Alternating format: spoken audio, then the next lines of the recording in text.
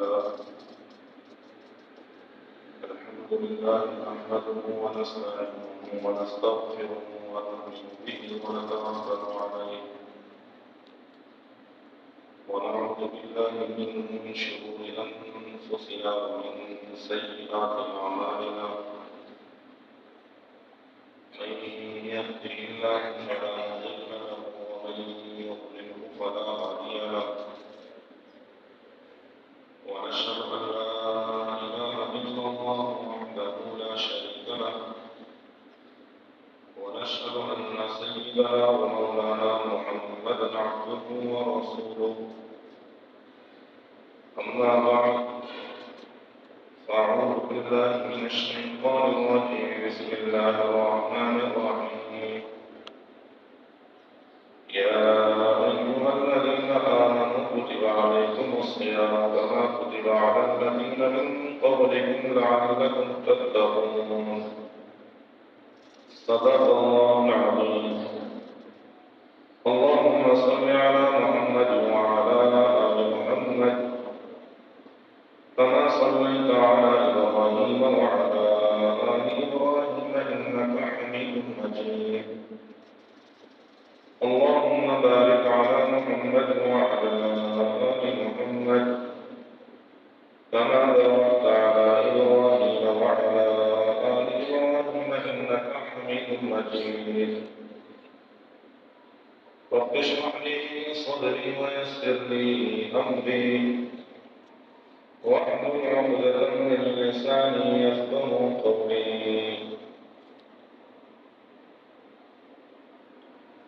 میرے محترم دوستوں اور عزیز سامعین کرام، انسان پورے سال جو زندگی گزارتا ہے، اس 11 مہینے کی زندگی کے اندر انسان پر نفسانی خواہشات غالب آ جاتی ہیں۔ ان نفسانی خواہشات کو اللہ تبارک و تعالی نے مغلوب کر دینے کے لیے اور انسان کی روحانی ترقی کے لیے اللہ تبارک و تعالی نے روزے دیے۔ اس ایک مہینے کی مشق سے انسان جب اللہ تبارک و تعالی کی اتباع کرتا ہے، اللہ کی فرمانبرداری کرتا ہے، اس ایک مہینے کے اندر روزے رکھتا ہے، نفسانی خواہش سے باز رہتا ہے، اللہ کی رضا کے لیے کھانے پینے کو چھوڑ دیتا ہے، اللہ تبارک و تعالی اس کی روحانی ترقی فرماتا ہے، نفسانی خواہشات مغلوب ہو جاتی ہیں اور یہ شخص پورے مہینے روزے رکھنے کے بعد روحانی ترقی کے اوپر گامزن رہتا ہے۔ یہ معاملہ رمضان المبارک کا اور پورے مہینے کا یہ ایک عمومی مشق ہے۔ امت مسلمہ کے ہر عاقل بالغ انسان پر روزے فرض یہ لازمی رکھیے۔ یہ عمومی مشق اللہ تبارک و تعالیٰ کا ہر بندے کے لیے یہی حکم ہے کہ اگر وہ عاقل بالغ سمجھدار ہے تو اس ایک مہینے کے اندر اللہ تبارک و تعالیٰ کے اس حکم کو پورا کر کے اپنی نفسانی خواہش کو مارے گا، اپنی روحانی ترقی کو غالب کرے گا۔ یہ عمومی مشق اللہ تبارک و تعالیٰ اپنے بندوں سے کرواتے ہیں، اور میرے دوستوں اس عمومی مشق کی وجہ سے ہوتا کیا ہے؟ روحانی ترقی ہوتی ہے، نفسانی خواہش مغلوب ہوتی ہے، انسان کے دل کے اندر ملکوتی صفات پیدا ہوتی ہیں اور بہیمیت والی صفات اس کے دل سے نکلتی جاتی ہے۔ انسان کے اندر دونوں صفاتوں کو کیش کرنے کا، دونوں صفاتوں کو لینے کا مادہ موجود ہے۔ جب یہ گناہ کرتا ہے، گناہ کرتا ہے، سارے سال گناہ میں لگا رہتا ہے، اس گناہ کرنے کی وجہ سے اس کے دل کے اندر بہیمیت والی صفات جڑ پکڑتی ہیں، اور اگر اس کی اصلاح نہ کی جائے تو وہ جڑیں اتنی مضبوط ہو جاتی ہیں، وہ بہیمیت والی صفات اتنی پختہ ہو جاتی ہیں کہ بسا اوقات انسان کا خاتمہ کفر پر ہو جاتا ہے۔ امام غزالی رحمۃ اللہ علیہ نے اس کی بہترین مثال کہ انسان کے اندر بہیمیت والی صفات کیسے جڑ پکڑتی ہیں، جانوروں والی صفات انسان کے اندر کیسے پیدا ہو جاتی ہیں۔ کہا اگر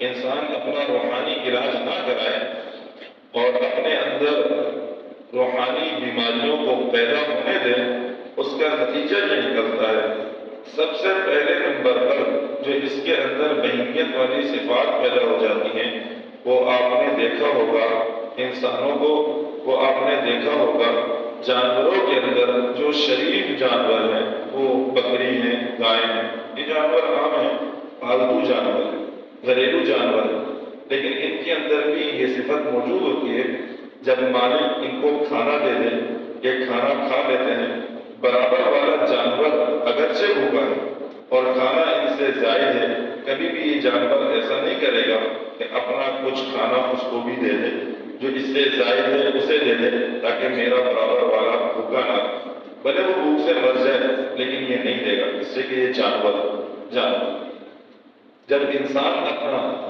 روحانی علاج نہیں کرواتا اور روحانی بیماریاں اس کے اندر جنم لینا شروع ہو جاتی ہیں، یہ باطنی مریض بن جاتا ہے، تو اس کے اندر پہلی صفت یہی پیدا ہو جاتی ہے۔ اب اس سے کیا ہوتا ہے، جب یہ صفات پیدا ہو جاتی ہیں، یہ اپنی زندگی میں لگ جاتا ہے، نہ اسے پڑوسیوں کے حقوق کی رعایت، نہ پڑوسیوں کی فکر، نہ رشتہ داروں کی فکر، نہ متعلقین کی فکر، اس کی جستجو، اس کی کوشش، اس کا مقصد صرف اپنی ذات ہی ہوتی ہے۔ بھلے برابر پڑوسی بھوکا ہے، برابر میں پڑوسی بھوکا ہے، رشتہ دار بھوکے ہیں، رشتہ داروں کو اس کی ضرورت ہے، لیکن میرے دوستوں اس کے اندر احساس ہی ختم ہو گیا۔ وہ احساس کیوں ختم ہوا؟ اس کے اندر بہیمیت والی پہلی صفت نے جڑ پکڑا، اور اگر سمجھداری کرے، اس کا علاج کرا لے تو انسان پھر ٹھیک ہو جائے، نہیں کروائے، امام غزالی رحمۃ اللہ علیہ نے لکھا وہ اس سے آگے بڑھ جاتا ہے، اس سے آگے بڑھ کر کیا کرتا ہے، جب انسان مریض مزید ہو جاتا ہے، بیماری اور پختہ ہو جاتی ہے، اس کے اندر اس سے بڑھ کر بہیمیت والی صفت پیدا ہوتی ہے، اور وہ کیا پیدا ہو جاتی ہے؟ وہ یہ پیدا ہو جاتی ہے کہ اب اس کے اندر جو صفت پیدا ہو جاتی ہے وہ شیر اور تیندوے والی پیدا ہو جاتی ہے، شیر اور تیندوے والی، چیتے والی۔ یہ کیا کرتے ہیں کہ انسان اپنے فائدے کے لیے دوسرے کا خون کرتا ہے۔ شیر اور چیتا اور یہ درندے جو اس طرح کے ہیں، ان کی صفت یہ ہوتی ہے کہ یہ اپنا پیٹ بھرنے کے لیے دوسرے جانوروں کی جان سے کھیلتے ہیں، دوسرے جانوروں کی جان لے لیتے ہیں، اور انسان کی اگر علاج نہ ہو اس کے اندر بھی یہی صفت پیدا ہو جائے۔ اب یہ کیا کرتا ہے، اپنی ترقی کے لیے، اپنے مفاد کے لیے، اپنا پیٹ بھرنے کے لیے دوسرے مسلمانوں کا نقصان کرتا ہے، دوسرے مسلمانوں کا جانی نقصان کرتا ہے، اس کا مالی نقصان کرتا ہے۔ کیوں؟ اس کے اندر جانوروں والی صفات پیدا ہو رہی، جانوروں والی صفات، انسانوں والی صفات اس سے نکل چکی، ملکوتی صفات اس سے نکل چکی، جانوروں والی صفات۔ علاج ہو جائے تو میرے دوستوں اللہ کا شکر ہے، اور نہیں ہو اب نتیجہ کیا نکلتا ہے کہ اس سے بڑھ کر اس کے دل کے اندر بہیمیت والی جانوروں والی صفات پیدا ہوتی ہے، اور وہ کیا ہے؟ وہ آپ نے دیکھا ہوگا جانوروں کے اندر موذی جانور یہ سانپ اور بچھو ہیں، سانپ اور بچھو، ان کا مزاج ہے، ان کا کام ہے انسانوں کو ڈسنا۔ ان کا کوئی فائدہ نہیں ہوتا لیکن بس انسانوں کو ڈسنا ہے، یہ دوسروں کو ڈس لیتے ہیں۔ انسان کے اندر پھر یہ جو صفات پیدا ہو جاتی ہیں، پھر یہ جانوروں والی صفات میں سے بچھو کی اور سانپ کی صفات پیدا ہو جاتی ہے۔ سانپ اور بچھو کیا کرتے ہیں؟ اپنے فائدے کے لیے نہیں، بس ان کا مزاج ہے دوسرے کو کاٹنا۔ اب اس انسان کا بھی مزاج یہ بن جاتا ہے، یہ اپنے فائدے کو نہیں دیکھتا، دوسرے کو نقصان پہنچا کر خوش ہوتا ہے، نقصان پہنچا۔ یہ سب سے اعلیٰ درجے کی بری صفت ہے، جس کو کہتے ہیں بہیمیت والی صفت، بری صفت، بری صفت۔ اور جب اس درجے کی اس کے اندر بہیمیت والی صفات پیدا ہو جاتی ہیں تو میرے دوستو پھر بسا اوقات اس کے اندر سے احساس کا مادہ ختم ہو جاتا ہے، اس کا ایمان سلب کر لیا جاتا ہے، بسا اوقات اس کا خاتمہ کفر پر ہوتا ہے، کفر پر ہوتا ہے۔ کہنے کو تو مسلمان تھا لیکن مرتے وقت زبان سے کلمہ کفر ادا کرتا ہے۔ تو اس لیے ہر وقت انسان کو اپنے اندر کا جائزہ لینا چاہیے، دیکھتا رہے میرے دوستو کہ میرے اندر کون سی والی صفات ہیں، اور اگر جو انسان اپنی برائیوں کا علاج کرتا رہے، اپنی روحانی بیماریوں کا علاج کرواتا رہے، اس کے اندر بہیمیت والی صفات نہیں ملکوتی صفات پیدا ہو۔ اور اسی مشق کے اللہ تبارک و تعالیٰ نے روزے دیے تاکہ انسان کے اندر سے کیا ہو، یہ جو پورے سال کے اندر، پورے سال 11 مہینے میں اس کے اندر مختلف بیماریوں نے جڑ پکڑا، مختلف گندی بیماریوں نے اس کے دل میں جڑ پکڑ لی، مختلف بیماریاں اور برائیاں اس کے دل میں پیدا ہو چکی ہیں، تاکہ اس ایک مہینے کی مشق سے وہ برائیاں نکل جائیں، وہ بیماریاں ختم ہو جائیں، اور اس کے اندر سے بہیمیت والی صفات نکال کر اللہ تبارک و تعالیٰ ملکوتی صفات کو پیدا کرے، ملکوتی صفات۔ اور جب یہ ملکوتی صفات پیدا ہوتی ہے، سمجھیے اس بات کو، انسان کا دل اللہ تبارک و تعالیٰ کی تجلی کا مرکز ہے۔ اس دل کے اندر یا تو اللہ تبارک و تعالیٰ کی تجلی ہوگی، یا انسان اسے گندا اور خراب کر کے شیطانی وساوس اور گناہ کو پیدا کرے۔ جب اللہ کی تجلی آتی ہے، یہ ساری ظلمتیں، یہ بیماریاں اور یہ شیطانی وساوس، یہ برے خیالات، یہ سب چھٹ جائیں۔ یہ اللہ کی تجلی کا مرکز ہے۔ انسان روزے رکھتا ہے کس لیے؟ تاکہ اللہ کی تجلی کے مرکز کو حاصل کر لے، تاکہ اللہ کی تجلی کو حاصل کر لے۔ روزے رکھ رہے تاکہ اس کے اندر سے بہیمیت والی صفات نکل جائے، اس کے دل کے اندر ملکوتی صفات، فرشتوں والی صفات پیدا ہو جائیں، اس کے جی کے اندر اچھی صفات پیدا ہو جائیں۔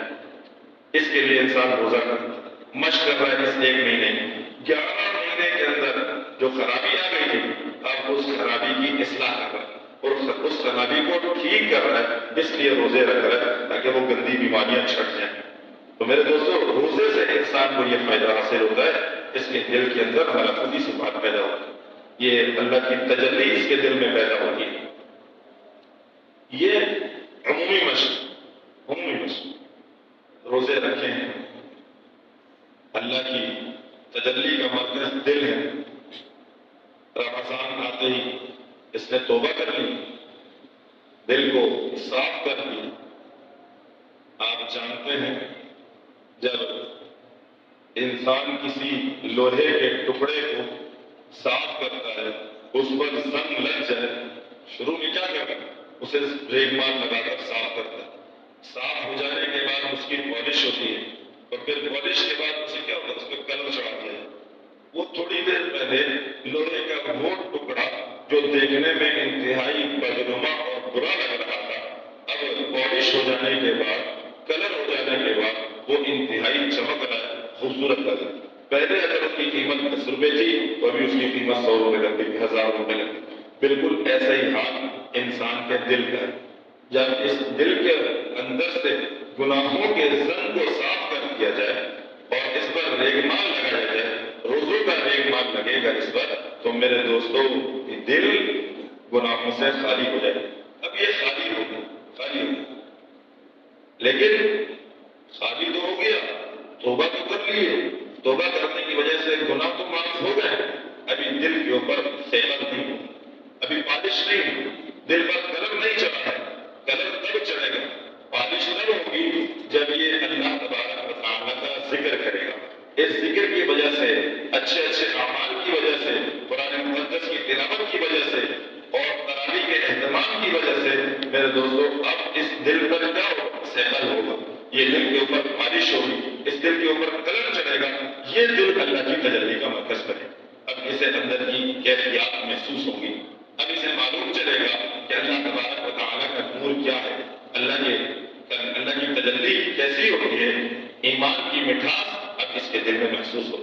لیکن اس کے لیے ضروری یہ ہے کہ پہلے اپنے دل کی اصلاح کرے، اور یہ 1 مہینہ ہے رمضان المبارک میں 18 روزے گزر گئے تو 12 روزے ہیں، ہم میں سے ہر ایک بندہ اپنے دل کا جائزہ لے اور جو باتیں عرض کی دیکھے کہ میرے دل کے اندر ملکوتی صفات پیدا ہے یا بہیمیت والی صفات آج بھی موجود ہے، دیکھے کہ میرا دل اللہ تبارک و تعالیٰ کی تجلی کا مرکز بنا ہے یا میرے دل کے اندر آج بھی گناہ موجود ہے۔ میرے دوستو، اگر بات پہلے والی ہے کہ اس کے دل کے اندر ملکوتی صفات، فرشتے والی صفات پیدا ہو گئی اور اس کا دل اللہ تبارک و تعالیٰ کی تجلی کو قبول کر رہا ہے، اس کے دل کی کیفیات بدلی ہوئی ہیں، اللہ تبارک و تعالیٰ کا شکر ادا کریں۔ اور اگر معاملہ ایسے نہیں ہے بلکہ معاملہ یہی ہے جیسا کہ رمضان سے پہلے تھا، روزوں سے پہلے تھا، وہی بہیمیت والی صفات اندر موجود ہیں اور وہی برائیاں اندر موجود ہیں، وہی روحانی اور باطنی بیماریاں اس کے دل کے اندر موجود ہیں، روزوں سے پہلے بھی اس کو جو بیماریاں تھیں، حسد کی، کینے کی، بغض کی، عداوت کی، بدنظری کی، آج بھی وہی بیماری اگر موجود ہے تو میرے دوستوں ڈرنے کی ضرورت ہے۔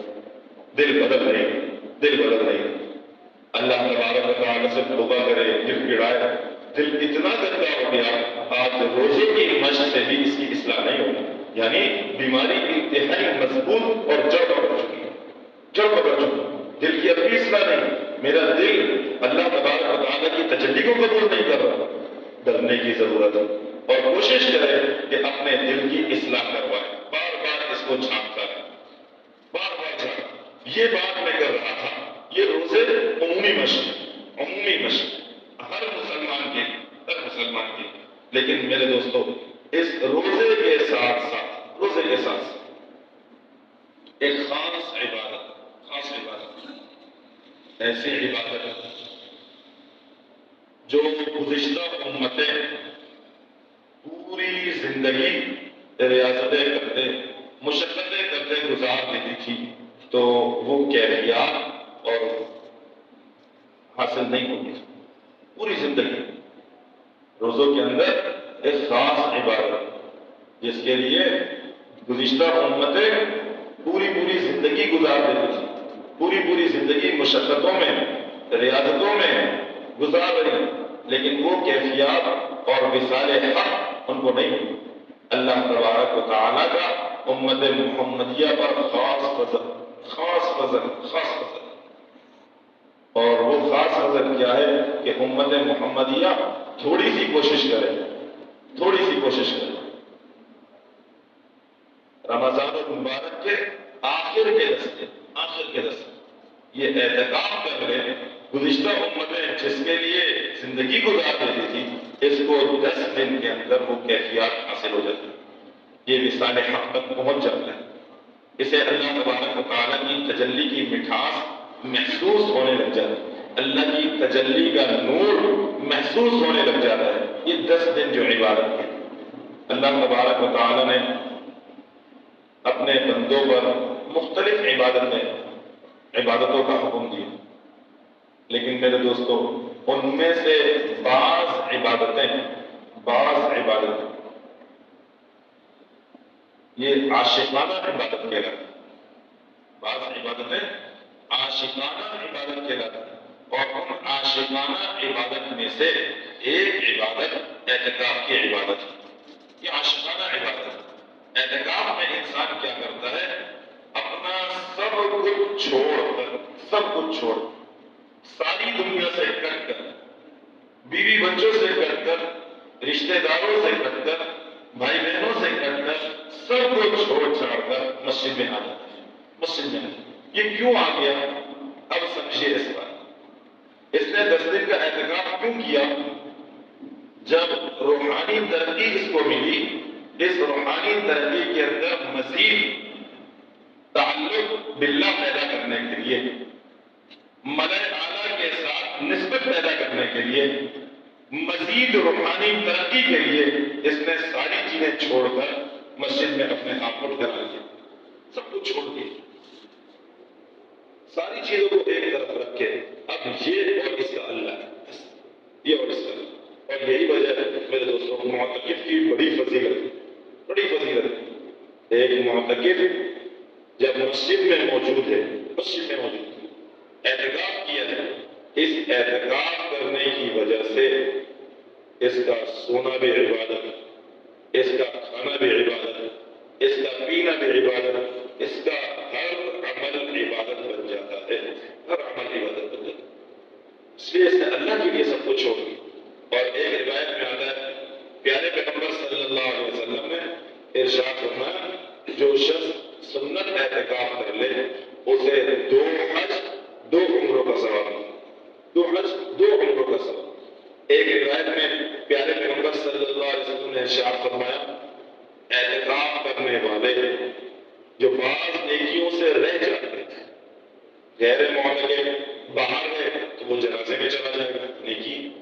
غیر معتکف باہر ہے تو مریض کی عیادت کے لیے بھی چلا جائے گا۔ اللہ کے رسول صلی اللہ علیہ وسلم نے ارشاد فرمایا، معتکف اعتکاف میں رہتے ہوئے جن عبادتوں سے رہ جاتا ہے، اللہ تبارک و تعالیٰ اسے اس کا بھی اجر عطا فرماتا ہے، اس کا بھی اجر عطا فرماتا ہے۔ کتنی عظیم عبادت! آپ اندازہ لگائیے کہ اعتکاف کرنے کی وجہ سے بندے کو کیا کیفیت حاصل ہوگی، کیا کیفیت حاصل ہوگی۔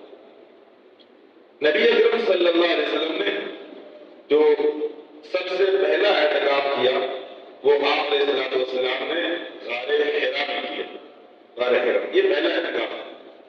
نبی اکرم صلی اللہ علیہ وسلم یکسوئی کے لیے، بندہ کیا کرتا ہے، اللہ تبارک و تعالیٰ کی عبادت کی یکسوئی کے لیے، خلوت کے لیے، تنہائی کے لیے، تاکہ اسے کوئی تنگ نہ کرے، مسجد کا کر لے 10 دن میں اور میرا اللہ، میں میرا اللہ سب سے کٹ کر آتا۔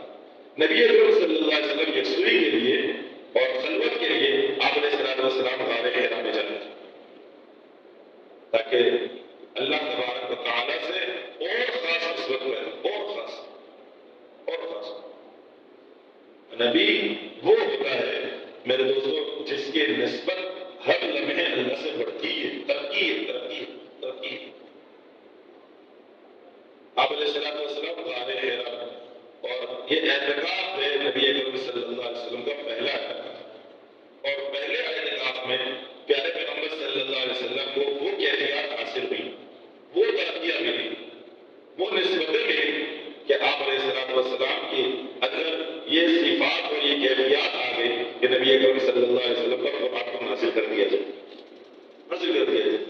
قرآن کی جو پہلی وحی نازل ہوئی وہ رمضان کے آخری عشرے میں آپ علیہ السلام کے اعتکاف سے اندر یہ کیفیات بن گئی تھی کہ قرآن اترے۔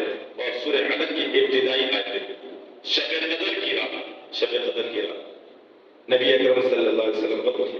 تو جب انسان صحیح معنوں میں اعتکاف کرے میرے دوستو، اللہ تبارک و تعالیٰ کو پانے کی کوشش کرتا ہے، تو انسان کو اعتکاف کے اندر ریاضتیں کرنے سے، مشقتیں کرنے سے ایسی کیفیات اللہ تبارک و تعالیٰ کی طرف سے حاصل ہو سکتی ہے۔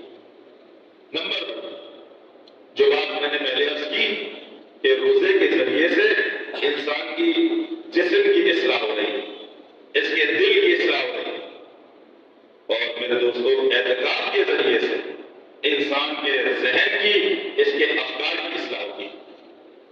جس طرح انسان پورے سال گناہ کرنے کی وجہ سے روحانی مریض ہو جاتا ہے، اسی طرح سے ذہن کے اندر مختلف خیالات آنے کی وجہ سے، برے برے خیالات آنے کی وجہ سے، مختلف فکروں کے آ جانے کی وجہ سے، مختلف وساوس کے آ جانے کی وجہ سے ذہن بھی خراب ہو جاتا ہے، مریض ہو جاتا ہے، بیمار ہو جاتا ہے۔ اور جب یہ اعتکاف کرتا ہے تو اپنے اس نے ذہن کو تمام فکروں سے، تمام برے خیالات سے، تمام وساوس سے خالی کر کے بالکل مسجد میں آنا، مسجد میں آنا۔ اور مسجد میں آنے کے بعد اس نے کیا کیا ہے، فرشتوں کی ہمنشینی کو اختیار کیا ہے، فرشتوں کی ہمنشینی۔ مسجد کا ماحول روحانی ماحول ہے، مسجد کا ماحول بہترین ماحول ہے میرے دوستوں، فرشتوں کا ماحول ہے۔ اس نے اپنی ذہن کی اصلاح کی ہے، جس طرح روزے سے جسم کی اصلاح ہو رہی ہے، قلب کی اصلاح ہو رہی ہے، بالکل اسی طرح اعتکاف سے بھی انسان کے ذہن کی بھی اصلاح ہوتی ہے، اس کے قلب کی بھی اصلاح ہوتی ہے، فکر اس کی اچھی ہو جائے گی، سوچ اس کی اچھی ہو جائے گی۔ کیوں؟ یہ مسجد میں تھا، فرشتوں کے ماحول میں تھا، روحانی ماحول میں تھا۔ پیارے پیغمبر صلی اللہ علیہ وسلم نے ارشاد فرمایا، بعض لوگ مساجد کو آباد کرنے والے ہوتے ہیں اور وہ کس طرح سے ایسے جیسے میخیں ہوتی ہیں، کیلے ہوتے ہیں، یعنی انہوں نے مسجد میں اپنے آپ کو جمائے رکھا، جیسے کیلے ٹھوک دی جاتی تھی انہوں نے ٹھکا لیے اپنے مسجد میں، مسجد نہیں ہلتے، مسجد نہیں ہلتے، اور ان کے اس طرح مسجد میں رہنے کی وجہ سے، ٹھہر جانے کی وجہ سے فرشتے ان کے پاس آتے ہیں۔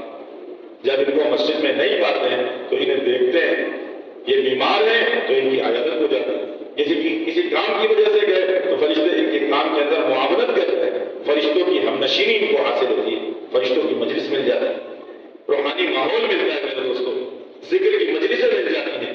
کیا ہے اس سے انسان کے ذہن کی، اس کے فکر کی اصلاح ہو رہی ہے، اس کی فکر اچھی بن رہی ہے، اس کا ذہن اچھا بن رہا ہے۔ آج ہم عام پریشان مختلف خیالات آتے ہیں، برے خیالات تھے میرے دوستو۔ یہ اعتکاف مشق جو چاہتا ہے اس کی ذہن کی اصلاح ہو جائے، اس کی فکری اصلاح ہو، اس کی قلبی اصلاح ہو، کوشش کرے کہ یہ اعتکاف کے 10 دن مسجد میں گزارتے ہیں۔ آپ اس کی اہمیت کا اندازہ اس سے لگائیے، خود پیارے پیغمبر صلی اللہ علیہ وسلم نے اعتکاف فرمایا، نبی اکرم صلی اللہ علیہ وسلم نے اعتکاف نہیں چھوڑا۔ ہر سال آپ علیہ السلام 10 دن اعتکاف فرماتے تھے۔ ایک مرتبہ نبی اکرم صلی اللہ علیہ وسلم کا اعتکاف رہ گیا، پیارے پیغمبر صلی اللہ علیہ وسلم نے آئندہ سال 20 دن کا اعتکاف کیا۔ 20 دن کتنی اہمیت!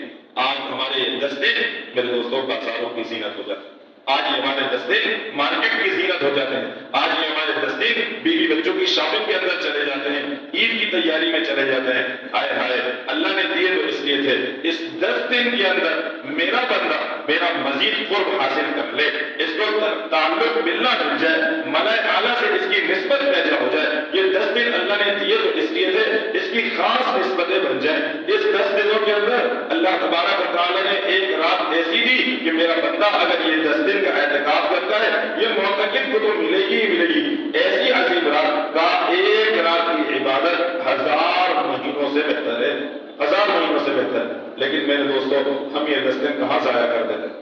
ذرا تھوڑی دیر کے لیے اپنے سینوں پہ ہاتھ رکھ کے سوچیے، ہمارے یہ 10 دن کہاں گزر جاتے ہیں؟ ہم یہ 10 دن کہاں لگاتے ہیں؟ اللہ نے یہ 10 دن کس لیے دیے؟ اس بات کا عزم کیجیے، اس بات کا عزم کیجیے کہ ہمارے یہ 10 دن مسجد میں گزرے گے، ہمارے یہ 10 دن اعتکاف میں گزرے گے۔ ہم بھی اللہ کو چاہتے ہیں، ہم اللہ کو پانا چاہتے ہیں، ہم اللہ کو چاہتے ہیں، لیکن میرے دوستو شیطانی وساوس کا شکار ہے۔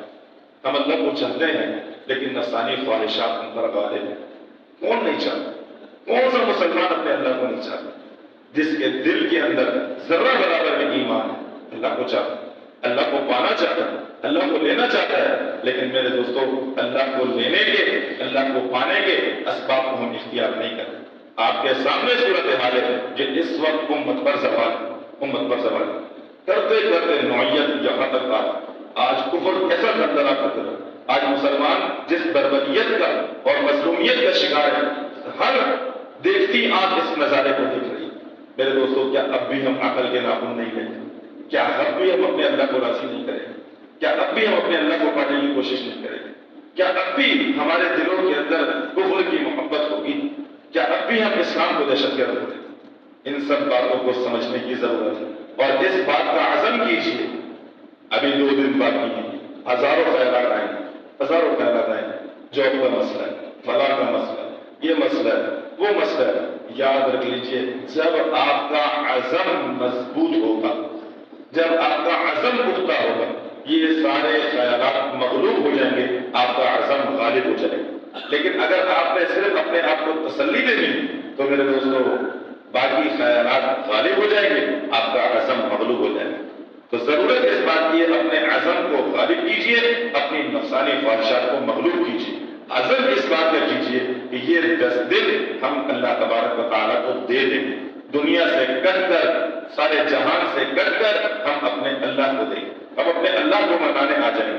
اللہ ہم سے ناراض جو نوعیت ہمارے اعمال کی ہے میرے دوستو، اور جو صورتحال اس وقت امت مسلمہ کی نظر آتی ہے، لگتا ایسا ہے، محسوس کیوں ہوتا ہے؟ اللہ ناراض ہے، اللہ اس وقت رمضان کی مبارک گھڑیاں، آخر کا عشرہ، ضرورت اس بات کی ہے ہم اپنے اللہ کو راضی کریں، اپنے اللہ کو راضی کریں۔ تو اس بات کا عزم کر لیجئے کہ یہ جو آخر کے 10 دن ہیں ہم سارے کاموں کو، ساری چیزوں کو ایک طرف رکھ کر اپنے اللہ کو دیں گے۔